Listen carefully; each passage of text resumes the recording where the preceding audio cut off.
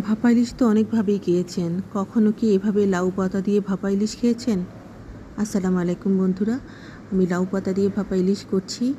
লাউ পাতাগুলো ফুটানো গরম পানিতে কিছুটা ভিজিয়ে নিয়েছি যাতে পাতাগুলো নরম হয়।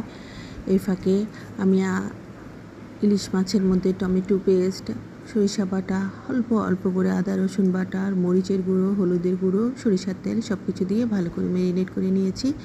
এরপর লাউ পাতাগুলোর মধ্যে ইলিশগুলো একটা একটা করে দিচ্ছি, সাথে মশলা, কাঁচামরিচ সব কিছু দিয়ে এইভাবে লাউ পাতাটাকে পেঁচিয়ে নিচ্ছি। কোনো সুতাও লাগবে না, কারণ লাউ পাতা এখন নরম হয়ে গেছে। এখন খুব সুন্দরভাবে পেঁচিয়ে নিলেই খুলবে না। এভাবে একে একে আমি সবগুলো লাউ পাতা এভাবে ইলিশ মাছের মধ্যে দিয়ে পেঁচিয়ে নিলাম। এই যে দেখুন, কোনো সুতা ছাড়া আমার কোনো সমস্যাই হয়নি। অনেক মজার, ট্রাই করবেন অবশ্যই। ধন্যবাদ।